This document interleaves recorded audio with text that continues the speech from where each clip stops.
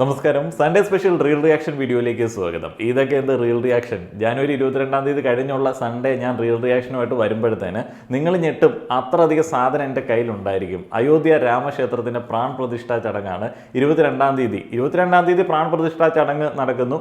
ഭക്തി നിർഭരമായിട്ടുള്ള സംഗതികളാണ്. ചില ആളുകൾക്ക് അവരത് നല്ല രീതിയിൽ ആഘോഷിക്കുകയോ അല്ലെങ്കിൽ ഭക്തിയിൽ ആറാടുകയോ എന്ത് വേണേലും ചെയ്തോട്ടെ. അതൊക്കെ വിശ്വാസത്തിൻ്റെ കാര്യങ്ങളാണ്. നമ്മൾ ആരെയും വ്രണപ്പെടുത്താനായിട്ടൊന്നും പോകുന്നില്ല. അതൊക്കെ അവിടെ നിൽക്കുമ്പോഴും അതുമായി ബന്ധപ്പെട്ടിട്ടുള്ള അട്രോസിറ്റീസ് എന്ന് പറഞ്ഞു കഴിഞ്ഞാൽ കോമഡി കാണിക്കൽ ദയവ് ചെയ്തിട്ട് കുറയ്ക്കണമെന്ന് ചില ആളുകളോട് ഞാൻ അഭ്യർത്ഥിക്കുകയാണ്. ഇന്ത്യ മുഴുവൻ പലതരത്തിലുള്ള വേഷം കെട്ടലുകൾ ആ ഒരു ദിനത്തിൽ നടക്കാനായിട്ടുള്ള എല്ലാ സാധ്യതയുണ്ട്. അന്ന് രാവിലെ ജോലിക്ക് പോകുന്ന ആളുകൾ, അന്ന് പുറത്തേക്ക് ഇറങ്ങുന്ന ആളുകൾ ബ്ലോക്കിൽ പെടാനായിട്ടുള്ള സാധ്യതയുണ്ട്. വഴിയിൽ വേഷം കെട്ടലുകളുമായിട്ട് ചില ആളുകൾ ഇറങ്ങാനുള്ള എല്ലാ സാധ്യതയുണ്ട്. എത്രത്തോളം ആധികാരികത ഉണ്ടെന്നുള്ളത് എനിക്കറിയില്ല. പണ്ട് പള്ളി പൊളിക്കാനായിട്ട് ഇവിടുന്ന് കർസേവകരായിട്ട് പോയിട്ടുള്ള ചില ടീമൊക്കെ ഉണ്ടായിരുന്നു.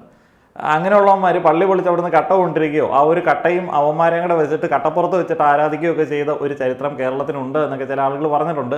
ആധികാരികതയെക്കുറിച്ചിട്ട് എനിക്കറിയില്ല. അപ്പോൾ എന്നാണെന്ന് പറഞ്ഞാലും അതുമായി ബന്ധപ്പെട്ട ചില വേഷം കെട്ടലുകൾ കേരളത്തിലും ഉണ്ടാവാൻ സാധ്യതയുണ്ട്. ഇതിൻ്റെ തുടക്കം ഇട്ട് കൊടുത്തത്, ഇന്ത്യയുടെ ഒരു ഭാഗത്ത് നിന്ന് ഇതിൻ്റെ തുടക്കം ഇട്ട് കൊടുത്തത് ഇൻഡിഗോ എയർലൈൻസ് ആണ്.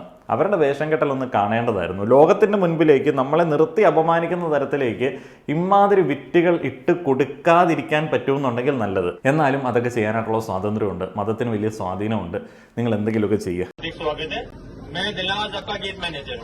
आपकी उड़ान 6E6375 समय पर है और हम 5 मिनट में बोर्डिंग शुरू कर रहे हैं। जिन यात्रियों ने सुपर 60 या फास्ट फॉरवर्ड सेवा ली है वो बोर्डिंग के समय कभी भी आगे आ सकते हैं। सभी यात्रियों से निवेदन है कि वो अपना बोर्डिंग पास स्वयं प्रस्तुत करें। अब हम उन यात्रियों को आमंत्रित करेंगे जिन्हें विशेष सहायता की आवश्यकता है और शिष्यों के साथ यात्रा कर रहे हैं। मेरा नाम दिलनवाज है और किसी भी प्रकार की सहायता के लिए आपकी सेवा में उपस्थित हूँ। इंडिगो का चयन करने के लिए धन्यवाद। Thank you so much. Lord Ram, Sita, Lakshman എല്ലാവരും ഉണ്ട് ഈ ഒരു ഫ്ലൈറ്റിൽ, ഇനാഗുറൽ ഫ്ലൈറ്റിൽ എന്നുള്ളതാണ് ഇൻഡിഗോ അറിയിച്ചത്. ഹനുമാനെ എന്തോ കണ്ടില്ല. ഇനിയിപ്പം ഇവന്മാരുടെ ഒരു ബുദ്ധി ആയതുകൊണ്ട്, ഈ നോർത്ത് ഇന്ത്യൻ സംഖ്യകളുടെ ഒരു ബുദ്ധി ആയതുകൊണ്ട് ഈ ഫ്ലൈറ്റിനെ ഒരു പുഷ്പക വിമാനമായിട്ട് രൂപമാറ്റം വരുത്തി അതിനെ പറപ്പിക്കണമെന്നൊക്കെ പറഞ്ഞു കഴിഞ്ഞാൽ നല്ല വിറ്റായിരിക്കും. അതിനും സാധ്യതയുണ്ട്.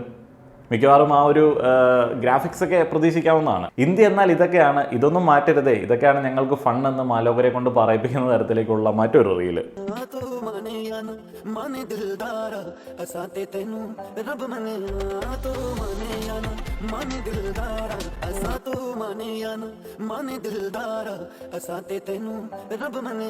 അവന്റെ കാല് കഴുകിയ വെള്ളം കുടിക്കാനുള്ള യോഗ്യത ഉണ്ടോടാ നിനക്ക്, അല്ലെങ്കിൽ എടി നിനക്ക് എന്നൊക്കെ പണ്ട് ആരെങ്കിലും ഒക്കെ ചോദിച്ചിട്ടുണ്ടായിരിക്കും. ഞാൻ എവിടെയൊക്കെയോ അത് കേട്ടിട്ടുണ്ട്. എനിക്ക് തോന്നുന്നു എൻ്റെ ഒരു സുഹൃത്ത് സ്കൂൾ കാലഘട്ടങ്ങളിലോ കോളേജ് കാലഘട്ടങ്ങളിലോ ഇടയ്ക്ക് ഇങ്ങനെ പറയുന്നതായിരുന്നു.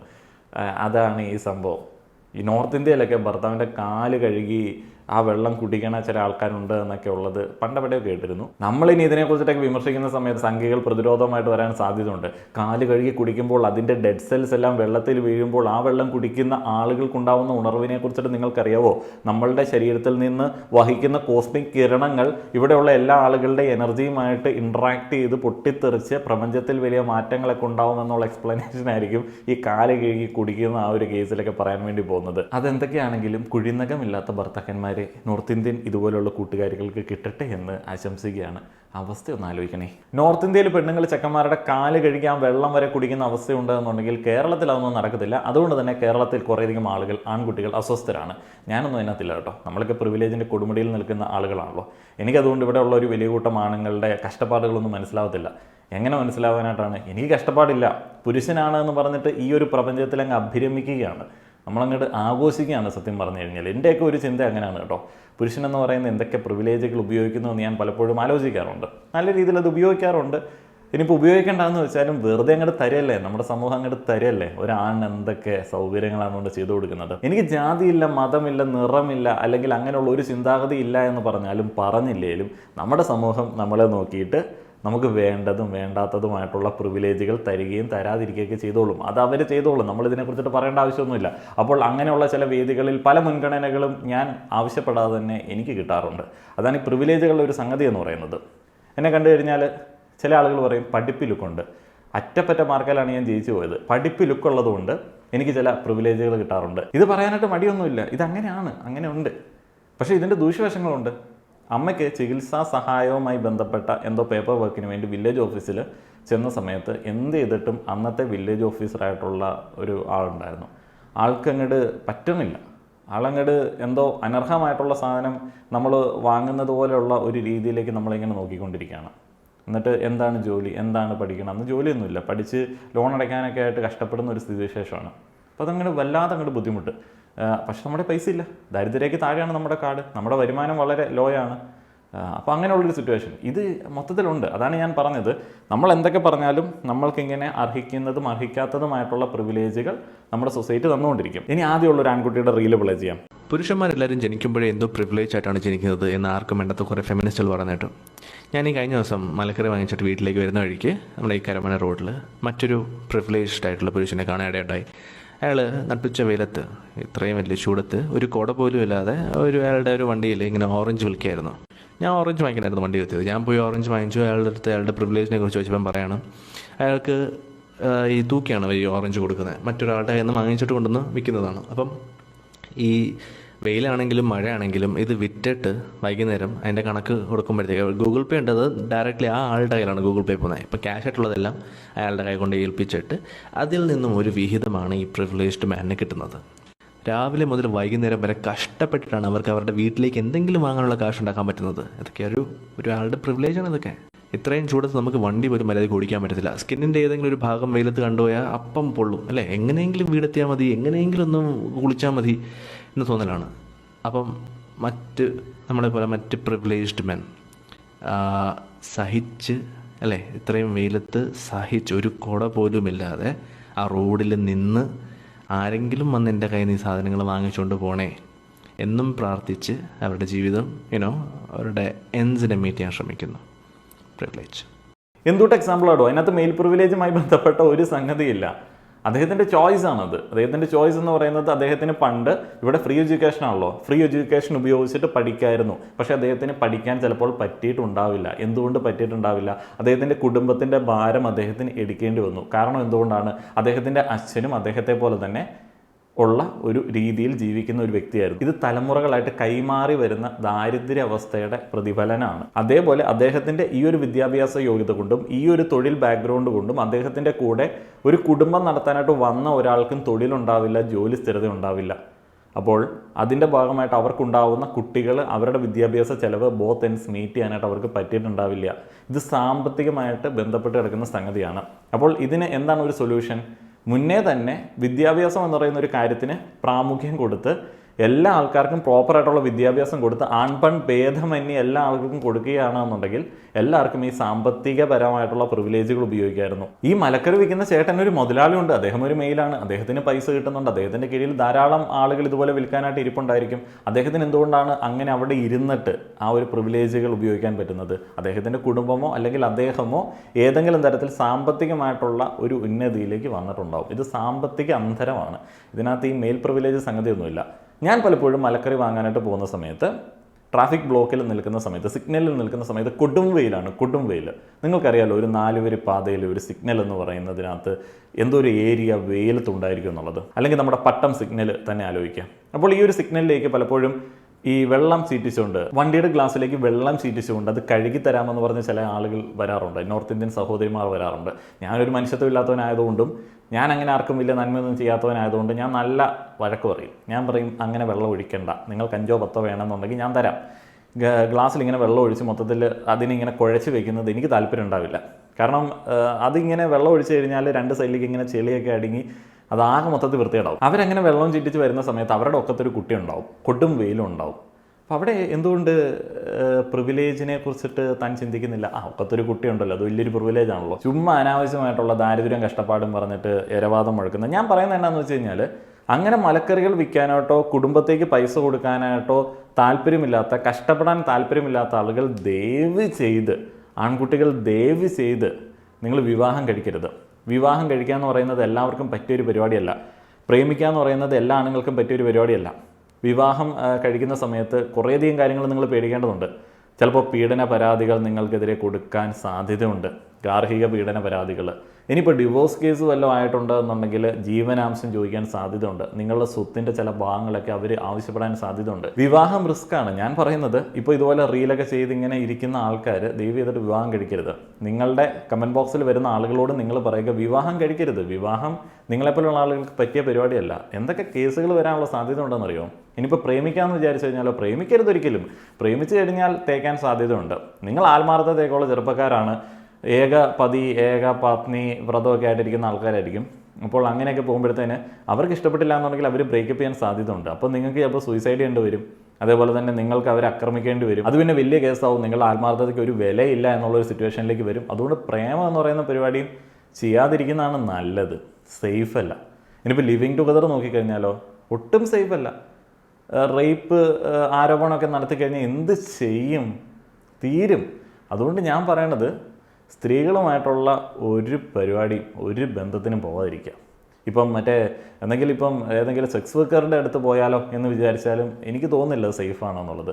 ചിലപ്പോൾ അവർ പറയും നിങ്ങൾ വിവാഹ വാഗ്ദാനം നൽകി പീഡിപ്പിച്ചു എന്നുള്ളത്, നിങ്ങളെ സാമ്പത്തികമായിട്ട് ചൂഷണം ചെയ്യാൻ സാധ്യതയുണ്ട്. ഇവിടെ ഞാൻ പറയണത് പെൺപിള്ളേരുമായിട്ടുള്ള ഒരു പരിപാടി മാക്സിമം ഒഴിവാക്കുക. ഇത്തരത്തിലുള്ള ആൾക്കാർ എനിക്ക് തോന്നുന്നു കുറേയധികം ആൺകുട്ടികൾക്ക് ഇതിലൊന്നും വലിയ പ്രശ്നമൊന്നുമില്ല. അങ്ങനെ വിവാഹത്തോട് താല്പര്യമുള്ള ആളുകൾ, ഇതിനോടൊന്നും പേടിച്ച് ആദ്യമായിട്ട് ഇരിക്കുന്ന ആളുകളല്ലാത്ത ആളുകൾ വിവാഹം കഴിക്കട്ടെ. നിങ്ങൾ എന്തിനാണ് ഈ പറയുന്ന കാര്യങ്ങളിൽ വറി ചെയ്യേണ്ടത്? നിങ്ങൾ കഴിക്കാതിരിക്കൂ. ഇനിയിപ്പോൾ കഴിച്ചു കഴിഞ്ഞാലും വേറെ ഒരു സംഗതിയുണ്ട്. എന്താണെന്ന് വെച്ച് കഴിഞ്ഞാൽ നിങ്ങൾ കല്യാണം കഴിക്കാൻ വേണ്ടി പോകുന്ന പെൺകൊച്ചിന് ചിലപ്പോൾ ഒരു ബെസ്റ്റിയൊക്കെ നേരത്തെ ഉണ്ടാവാൻ സാധ്യതയുണ്ട്. ബെസ്റ്റ് ഫ്രണ്ട്, ഞങ്ങളതിനെ ബെസ്റ്റ് ഫ്രണ്ട് എന്നാണ് പറയുന്നത്. നിങ്ങളുടെ മനസ്സിലെ ചിന്താഗതി വെച്ച് ആലോചിച്ച് നോക്കിയേ, സഹിക്കാൻ പറ്റുമോ? ചിലപ്പോൾ അങ്ങനെയുള്ള സാധ്യതയുണ്ട്. ഇനിയിപ്പോൾ വിവാഹം കഴിഞ്ഞാലോ അത് കഴിഞ്ഞിട്ട് അവർക്ക് പ്രണയം വരാനൊക്കെ സാധ്യതയുണ്ട്. അങ്ങനെയൊക്കെ ഉണ്ട്. മനുഷ്യനല്ലേ, അങ്ങനെയൊക്കെ വരാൻ സാധ്യതയുണ്ട്. അത് നിങ്ങൾക്ക് താങ്ങാൻ പറ്റുമോ? അപ്പോൾ ആ ഒരു സമയത്തും പിന്നെ ആത്മഹത്യയായി, ബ്ലാക്ക് മെയിലിംഗ് ആയി, പിന്നെ കേസായി, കൂട്ടമായി. അത് വേണ്ടടാ, അത് വേണ്ടെന്നാണ് ഞാൻ പറയണത്. അങ്ങനത്തെ ഒരു ഡിസിഷനിലേക്ക് പോകാതിരിക്കുന്നതാണ് നിങ്ങളെപ്പോലുള്ള ആളുകൾക്ക് നല്ലത്. ഞാൻ നോക്കിയിട്ട് എനിക്ക് നിങ്ങളോടുള്ള സ്നേഹം കാരണം എനിക്ക് പറയാനായിട്ടുള്ളത് അങ്ങനെയാണ് മക്കളെ. നിങ്ങൾ സമാധാനമായിട്ട് ജീവിക്കുക, നിങ്ങൾ ആഘോഷിക്കുക, നിങ്ങൾ സിംഗിൾ ലൈഫ് എന്നോട് ആഘോഷിക്കുക. ഇനി അടുത്തൊരു പ്രിവിലേജ് മാൻ റീലിലേക്ക് പോയി കഴിഞ്ഞാൽ ഹരികുമാരൻ തമ്പി എന്ന് പറഞ്ഞൊരു പ്രൊഡ്യൂസറുണ്ട്, തമ്പിച്ചേട്ടൻ നല്ല തിരുവനന്തപുരം നായരാണ്. എൻ്റെ ചുളിയാത്ത മുണ്ടും ഷർട്ടൊക്കെ ഇട്ട് ഇങ്ങനെ കടിച്ച് പിടിച്ച് കിടക്കുന്ന ആളാണ്. ഭയങ്കര ഗൗരവക്കാരനാണ്. അപ്പോൾ ഞാൻ വിചാരിക്കുന്നതേ ഇയാൾ ഭയങ്കര ചാടയാണ്. തിരിച്ച് തമ്പിച്ചേട്ടൻ വിചാരിക്കുന്നത് ഈവൻ ഇത്രയും മൂന്ന് കുള്ളൻ ഭയങ്കര സംഭവമായിട്ട് നടക്കുന്ന കുറേ ഫയലൊക്കെ പിടിച്ച് ഈവൻ ഒരു പുള്ളിയുടെ അഗ്രഹം തന്നെ. അങ്ങനെ ഒരു പടത്തിന് അൻസാർ കലഭവനാണ് പുള്ളിയോട് പറയണേ നമുക്ക് ഈ പടത്തിൽ 6 റോള് ബാബുവിനെ കൊണ്ടിരിക്കുക. അപ്പോൾ അങ്ങനെ പറഞ്ഞു വേറെ ആരെ വെച്ചാൽ അവനെ വെക്കരുത്. അപ്പോൾ അൻസാർ പറഞ്ഞു എന്ത് പറ്റി? അല്ല ആൾ ഭയങ്കര പച്ചക്കാരനാണ്. അപ്പോൾ അൻസാർ പറഞ്ഞു അയ്യോ അത് തെറ്റായതാണ്, അങ്ങനെയല്ല ബാബു എന്ന് പറഞ്ഞിട്ട് അൻസാറാണ് എന്നെ ആ പടത്തിന് വിളിക്കുന്നത്. ഞാൻ ചെയ്യുന്നു. പിന്നെ അങ്ങനെ മരിക്കുന്നവരെ എല്ലാ പടത്തിലും എന്നെ വിളിച്ചിട്ടുണ്ട്. പലപ്പോഴും ആദ്യത്തെ ഷോട്ട് എന്നെ കൊണ്ടാണ് എടുപ്പിച്ചിട്ടുള്ളത്. തിരുവനന്തപുരം നായർ, ഞാൻ സത്യമായിട്ടും തിരുവനന്തപുരം നായർ ഇതുവരെ കണ്ടിട്ടില്ല. അങ്ങനെയൊക്കെ ഉണ്ടോ? ജില്ലാടിസ്ഥാനത്തിൽ നായന്മാർക്ക് പ്രത്യേകിച്ച് ലുക്കുണ്ടോ? എനിക്കറിയത്തില്ല.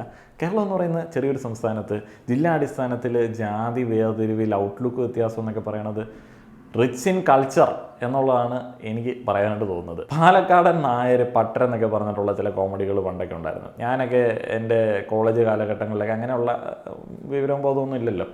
പാലക്കാടൻ നായരെ എന്നൊക്കെ വിളിച്ചിട്ട് കൂട്ടുകാരെ അധിക്ഷേപിക്കാറുണ്ടായിരുന്നു. അങ്ങനെ ഒരു കൂട്ടുകാരനുണ്ടായിരുന്നു.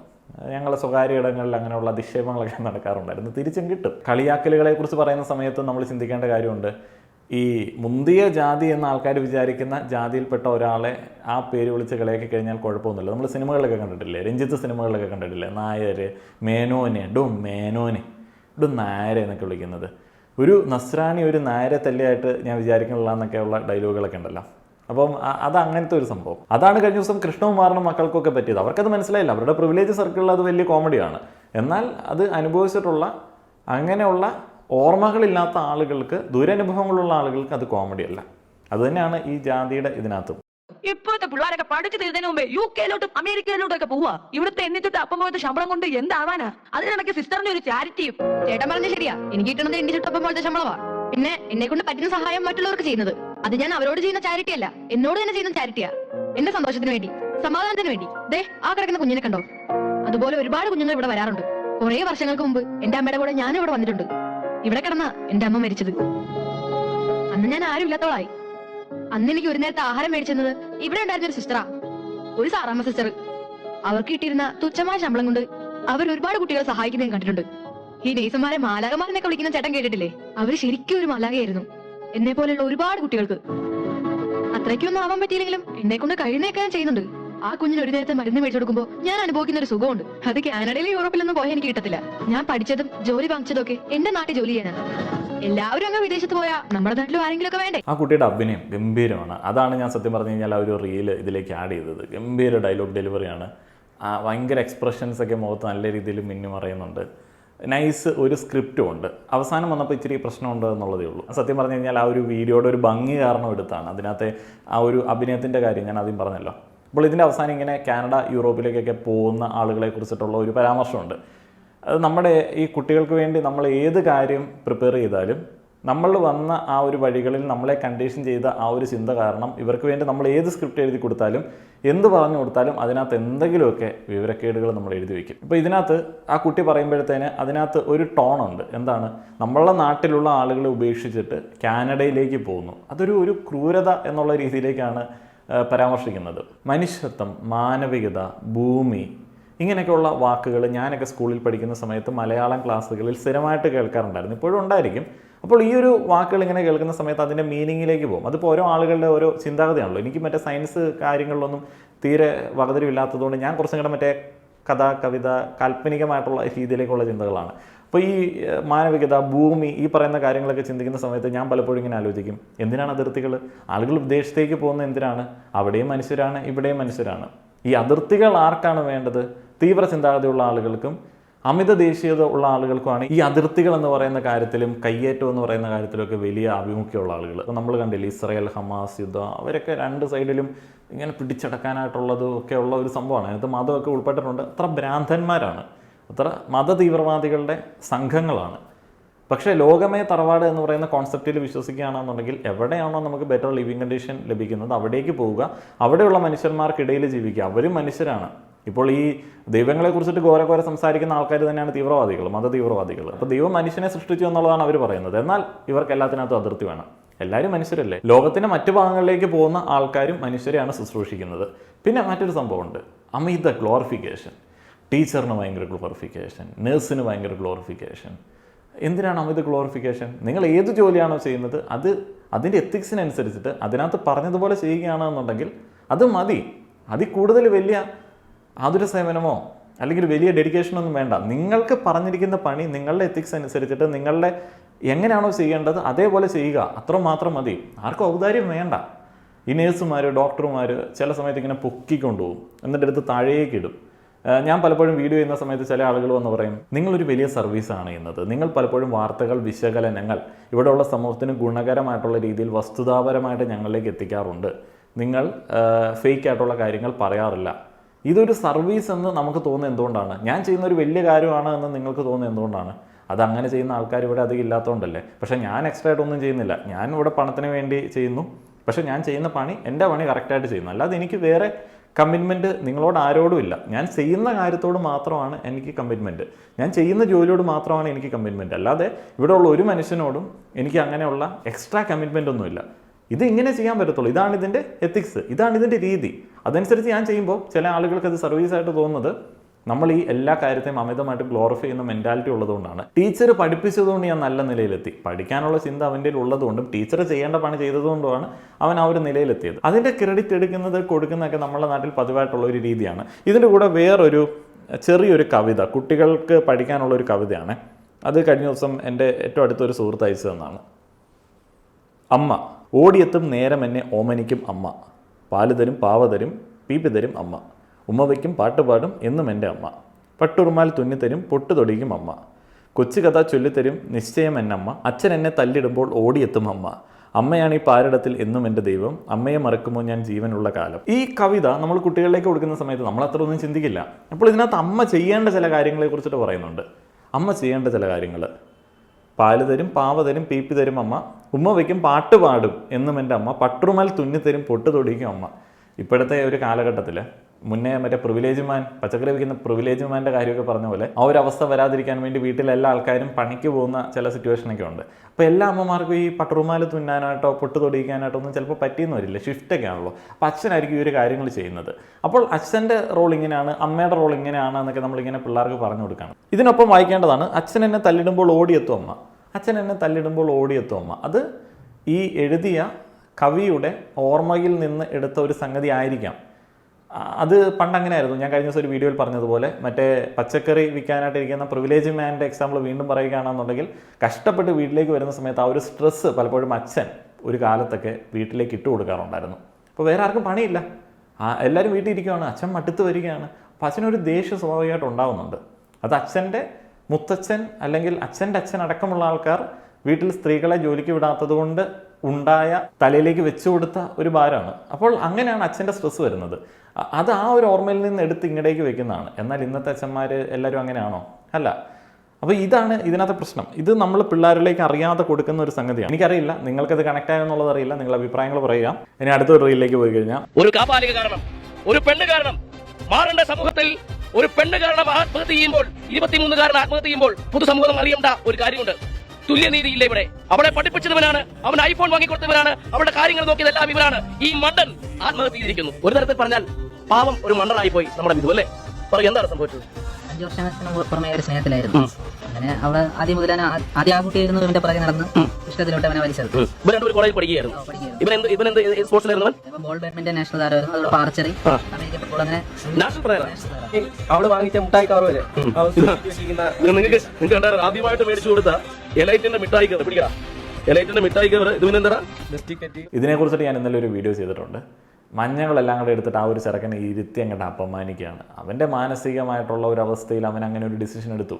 ഇപ്പോൾ ഐഫോൺ കൊടുത്തു, അത് കൊടുത്തു, ഇത് കൊടുത്തു, ഇങ്ങനെ പാടിക്കൊണ്ട് നടക്കുകയാണ്. ഇതൊരു പാഠമാണ്. ഗിഫ്റ്റ് കൊടുക്കുന്നവർക്കും വാങ്ങുന്നവർക്കും ഒരു പാഠമാണ്. പ്രണയിക്കുന്നവർക്കും ഒരു പാഠമാണ്. അധികം റിസ്ക് എടുക്കാൻ നിൽക്കരുത്. ആൺകുട്ടികളോട് ഇപ്പം തുല്യനീതി ഇല്ല എന്നൊക്കെ. എന്ത് തുല്യനീതി? ബ്രേക്കപ്പ് ചെയ്യരുതെന്ന് പറഞ്ഞിട്ട് ആൻറ്റി ബ്രേക്കപ്പ് ലോ നമുക്ക് കൊണ്ടുവരാൻ പറ്റുമോ? മനുഷ്യരെങ്ങനെയാണ്? അവർക്ക് വേറെ ബന്ധം വരാൻ സാധ്യതയുണ്ട്. ആ ഒരു ബന്ധം കാമുകനോ അല്ലെങ്കിൽ കാമുകിക്കോ അസ്വസ്ഥത ഉണ്ടാക്കാൻ സാധ്യതയുണ്ട്. അപ്പോൾ അങ്ങോട്ടും ഇങ്ങോട്ടും വലിയ ഹാം ഇല്ലാതെ പിരിയുക എന്നുള്ളതാണ് ചെയ്യേണ്ടത്. ഇതൊരു പാഠമാണ്. പ്രണയിക്കുന്ന ആളുകൾക്കുള്ള ഒരു പാഠമാണ്. പ്രണയം ആഗ്രഹിക്കുന്ന സ്ത്രീ പുരുഷന്മാർക്കുള്ള ഒരു പാഠമാണ്. ഞാൻ മുന്നേ പറഞ്ഞു, ആൺകുട്ടികൾ പ്രണയം എന്ന് പറയുന്ന അത് റിസ്ക് ആണെന്ന് തോന്നുന്നുണ്ടെങ്കിൽ എടുക്കാതിരിക്കുക. അതേപോലെ തന്നെ എടുക്കാതിരുന്നിട്ട് നിങ്ങൾ എവിടെയെങ്കിലും മിണ്ടായിരിക്കുക. അല്ലാതെ ബാക്കിയുള്ള ആൾക്കാരുടെ പുറകെ, പ്രണയിക്കുന്ന ആൾക്കാരുടെ പുറകെ അളിഞ്ഞു മാറി കമൻ്റ് അടിച്ചുകൊണ്ട് നടക്കുന്ന കുറേ ഉളകലം കാണാൻ പറ്റും. സിംഗിളാണ്, ആൽഫ സിഗ്മ മെയിലുകളാണെന്നൊക്കെ പറഞ്ഞിട്ട് എപ്പോൾ നോക്കിയാലും ട്രാൻസ്ജെൻഡേഴ്സിൻ്റെ വീഡിയോയുടെ കമൻറ്റ് ബോക്സിലും സ്ത്രീകളുടെ വീഡിയോയുടെ കമൻറ്റ് ബോക്സിലും ഉണ്ടാവും. ഇത്രയധികം ബ്രഹ്മചാരികളാണ് സ്ത്രീകളുടെ കാര്യത്തിലും ബാക്കിയുള്ള ആൾക്കാരുടെ കാര്യത്തിലും ഇൻട്രസ്റ്റ് ഇല്ലെന്നുണ്ടെങ്കിൽ എന്തിനാണ് അവരുടെ ഇൻബോക്സിലും അവരുടെ കമൻറ്റ് ബോക്സിലും പെറ്റ് കിടക്കണത്? തള്ള പെറ്റിട്ടത് അവിടെയാണ് എന്ന് തോന്നിപ്പിക്കുന്ന തരത്തിലേക്കാണ് അവരുടെ കമൻറ്റ് ബോക്സിലും അവരെ ടാർഗറ്റ് ചെയ്തിട്ടുള്ള ആക്രമണത്തിലും ഇരിക്കുന്നത്. അതൊരു ഫ്രസ്ട്രേഷനാണ്, ഇൻസെൽഫ് ഫ്രസ്ട്രേഷൻ. ഇൻസെലുകൾ എന്ന് പറയുന്ന ആൾക്കാരുണ്ടല്ലോ, ഇങ്ങനെ രാവിലെ തൊട്ട് വൈകിട്ട് വരെ പേടിയാണ്. ഈ ബന്ധങ്ങളിൽ ഇങ്ങനെ ഉണ്ടാവും, അങ്ങനെ ഉണ്ടാവും, ഇങ്ങനെ ഉണ്ടാവും, മൊത്തം പേടിയാണ്. ശരിക്കും ഒരു ബന്ധത്തിൽ പവിഹിതം എന്ന് പറയുന്ന ഒരു കാര്യം മറ്റൊരു പുരുഷൻ ഇൻവോൾവ് ആവുന്ന സമയത്താണല്ലോ ഇത് ഉണ്ടാകുന്നത്. ബെസ്റ്റ് എന്ന് പറയുന്നത് മറ്റൊരു പുരുഷനാണല്ലോ. അപ്പോൾ ഇവർക്ക് മൊത്തത്തിൽ പേടിയാണ്, ഒരു അരക്ഷിതാവസ്ഥ. ഈ ഒരു പേടിയിൽ നിന്നിട്ട് ഇങ്ങനെ ഹെയ്റ്റ് പ്രചരിപ്പിച്ചിട്ട് ഇവർക്ക് പെൺകുട്ടികളുമായിട്ടോ അല്ലെങ്കിൽ കുടുംബ ബന്ധമൊന്നും പലപ്പോഴും പറ്റില്ല. പറ്റിയാൽ തന്നെ അതിനകത്ത് ഇവർക്ക് എപ്പോഴും ഡൗട്ടായിരിക്കും. ആ ഒരു ഫ്രസ്ട്രേഷനിൽ നിന്നിട്ട് അവസാനം സൂയിസൈഡ് ചെയ്യുന്ന ഇൻസെലുകളെ കുറിച്ചിട്ടൊക്കെയുള്ള ഡോക്യുമെൻ്ററീസ് ഒക്കെ കിടപ്പുണ്ട്. ഇൻസെലുകൾ മുമ്പേ നമ്മൾ കണ്ട റീലിനകത്തുള്ള ആൾ പറയുന്നത് പോലുള്ള ആളുകൾ, ഭയങ്കര ആദിയോടെ പേടിയോടെ പറയുന്ന ആളുകൾ എന്ന് പറയുന്നത് ഇവിടെ മാത്രമല്ല, ലോകത്തിൻ്റെ എല്ലാ ഭാഗങ്ങളിലും ഉണ്ട് ഇൻസെലുകൾ എന്ന് പറയുന്ന ഒരു കൂട്ടം ആളുകൾ. ഇൻസെലുകളെ കുറിച്ചിട്ടുള്ള ഡോക്യുമെൻ്ററി ഒക്കെ ഉണ്ട്. അവരുടെ ലോൺലൈനസ്, അവരുടെ ആൻറ്റി സോഷ്യൽ ബിഹേവിയറുകൾ, അവരുടെ സൂയിസൈഡ്, അതിനെക്കുറിച്ചിട്ടൊക്കെയുള്ള ഡോക്യുമെൻ്ററികളുണ്ട്. അപ്പം നിങ്ങൾ ഇൻസലായി മാറാതിരിക്കുക. എനിക്ക് ആൺകുട്ടികളോട് അതേ പറയാനായിട്ടുള്ളൂ. ഇതൊക്കെ വളരെ സിമ്പിളായിട്ട് നോക്കി കാണുക. എല്ലാത്തിനും പേടിയോടെ നോക്കിക്കഴിഞ്ഞാൽ പാടല്ലേ. നമ്മൾ രാവിലെ ബൈക്കുമായിട്ട് വഴിയിലേക്ക് ഇറങ്ങുന്ന സമയത്ത് തിരിച്ചു വരും എന്നുള്ളതിനെക്കുറിച്ചിട്ട് എന്തെങ്കിലുമൊക്കെ ഉറപ്പുണ്ടോ? ഇല്ല. അതൊക്കെ ഒരു ധൈര്യമായിട്ട് അങ്ങോട്ട് ചെയ്യുക. പിള്ളേർക്ക് കുറച്ചും കൂടെ വഴിയിലെങ്കിലും കിടന്നുറങ്ങാനായിട്ടുള്ള പ്രിവിലേജെങ്കിലും ഉണ്ടല്ലോ, കടത്തിൻ്റെ കിടന്നുറങ്ങാനുള്ള പ്രിവിലേജെങ്കിലും ഉണ്ടല്ലോ. അപ്പം നമ്മൾ സഞ്ചരിക്കുക, കാര്യങ്ങളെക്കുറിച്ചിട്ട് പഠിക്കുക. ഈ ലോൺലൈനസും ഫ്രസ്ട്രേഷനൊക്കെ വരുന്ന സമയത്ത് ട്രാവൽ ചെയ്യുക, ഹിസ്റ്ററി ചെയ്യാനൊക്കെ ആൺകുട്ടികൾക്ക് വളരെ സുഖമാണ്. അത്രയധികം പ്രിവിലേജുകളുണ്ട്. പെൺകുട്ടികളും ചെയ്യുന്നുണ്ട്. എന്നാലും ആൺകുട്ടികൾക്ക് സുഖമായിട്ട് പോവാം. ഇനി ഇന്നത്തെ അവസാനത്തെ റീലിലേക്ക് വന്നു കഴിഞ്ഞാൽ മമ്മൂട്ടി മോഹൻലാലും ഒന്നും ആ ബിഗ് ഊരി വെച്ചിട്ട് അവരായിട്ട് തന്നെ നമ്മുടെ മുമ്പിലേക്ക് വരാൻ എന്താണ് അവർക്ക് പറ്റാത്തതെന്ന് എനിക്കത് ഇറ്റ്സ് ഇസ് ദെയർ ചോയ്സ്. പക്ഷെ എന്നാലും ഈ കാപ്പട്ടിയും നമ്മളെ കാണിച്ച് നമ്മളെ അങ്ങനെ ബോധ്യപ്പെടുത്തേണ്ട കാര്യം എന്താണ്? ഈ 60 years old. മമ്മൂട്ടിക്ക് എത്ര? 74 അവരവനായിട്ട് നമുക്ക് കാണാൻ ഇഷ്ടം ഉണ്ടാവില്ലേ? ഈ പുട്ടിയടിച്ച് വിഗ് വെച്ച്, അത് വിഗും കറുത്ത വിഗൊക്കെ വെച്ച് വന്ന് എന്തൊരു കാപട്യമാണത്. സംസാരവും അപ്പിയറൻസിൽ പോലും നമ്മളെ കബളിപ്പിക്കുകയില്ലേ ചെയ്യണത്.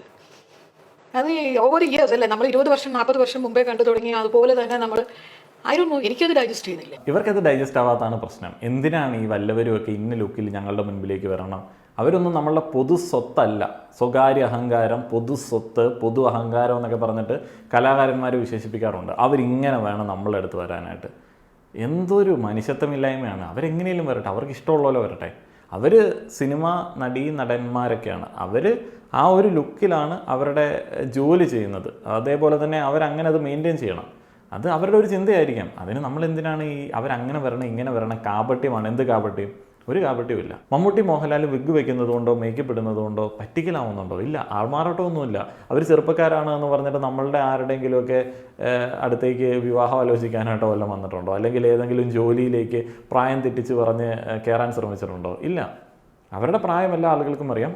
അവരങ്ങനെയാണ് പ്രസൻറ്റ് ചെയ്യാനായിട്ട് ആഗ്രഹിക്കുന്നത്. നമ്മൾ ഒരിക്കലും ബാധിക്കുന്നില്ലാത്ത, നമ്മൾ ഒരു തരത്തിലും ബാധിക്കുന്നില്ലാത്ത ചില ആളുകളുടെ ഒരു ചോയ്സിനെ കുറിച്ചിട്ട് എന്തിനാണ് ഇങ്ങനെ ഓരോന്നൊക്കെ പറഞ്ഞുകൊണ്ടിരിക്കുന്നത് എന്നുള്ളത് എനിക്കറിയില്ല. നമ്മളെ ബാധിക്കാത്ത ഒരു കാര്യമാണ്.